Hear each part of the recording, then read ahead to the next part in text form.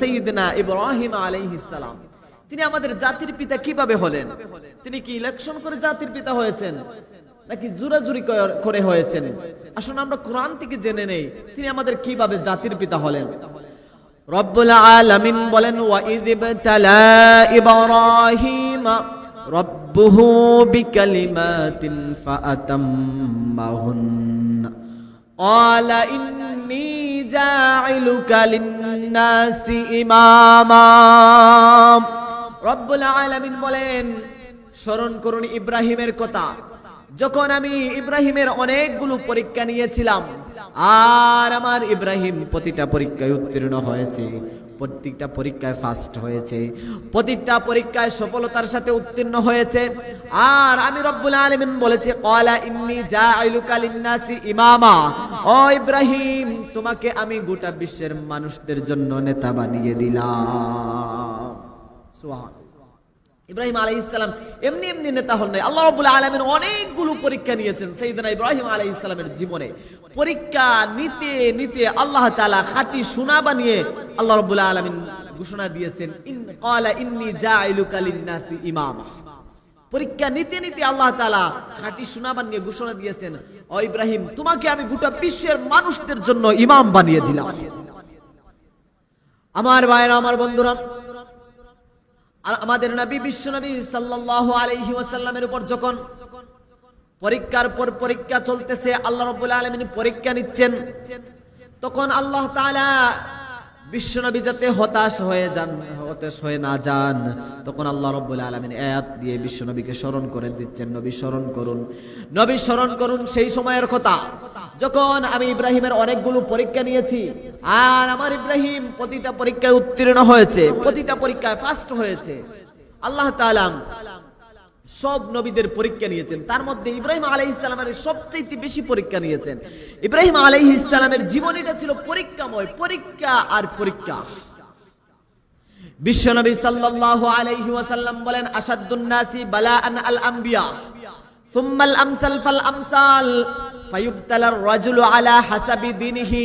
বিশ্বনবী সাল্লাল্লাহু আলাইহি ওয়াসাল্লাম বলেন, এই দুনিয়ার বুকে আল্লাহ সবচেয়ে বেশি পরীক্ষা নেন নবীদের, সুম্মাল আমসাল ফাল আমসাল, তারপর সিদ্দিকিনদের, তারপর শুহাদাদের। ফায়ুবতালার রাজুলু আলা হাসাবি দীনিহি, যার দিনদারি বেশি, যার তাকওয়া বেশি, যার হৃদয়ে আল্লাহর ভয় বেশি, আল্লাহ রাব্বুল আলামিন দুনিয়াতেও তার পরীক্ষা নেন বেশি বেশি।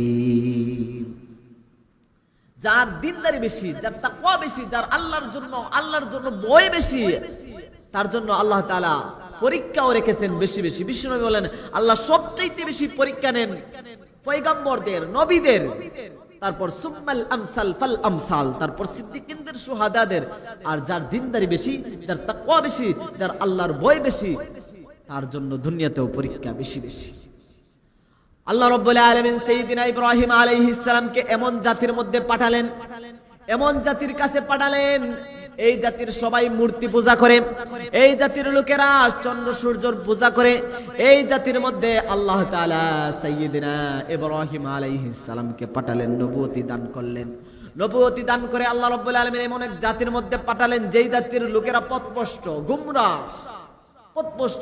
তারা মূর্তি পূজা করে, চন্দ্র সূর্যের পূজা করে। সাইয়্যিদিনা ইব্রাহিম আলাইহিস সালামকে নবুয়তি দেওয়ার পরে সাইয়্যিদিনা ইব্রাহিম আলাইহিস সালাম দাওয়াতি কাজ শুরু করলেন। সর্বপ্রথম উনার ঘর থেকে শুরু করলেন। আমাদের নবী বিশ্বনবী সাল্লাল্লাহু আলাইহি ওয়াসাল্লাম নবুয়তি পাওয়ার পরে সর্বপ্রথম দাওয়াত দিয়েছেন উনার ঘরে।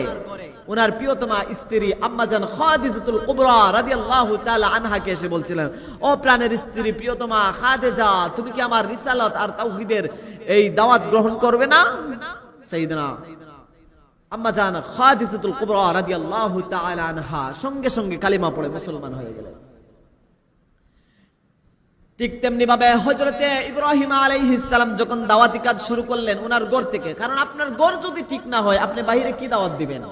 আপনার ঘরের লোকেরা যদি নামাজ পড়ে না, আপনি যাকে পান তাকে যদি বলেন ভাই নামাজ পড়েন না কেন, এই আপনার দাওয়াত কাজে আসবে না। তো সাইয়্যিদিনা ইব্রাহিম আলাইহিস সালাম সর্বপ্রথম দাওয়াতি কাজ শুরু করলেন উনার ঘর থেকে।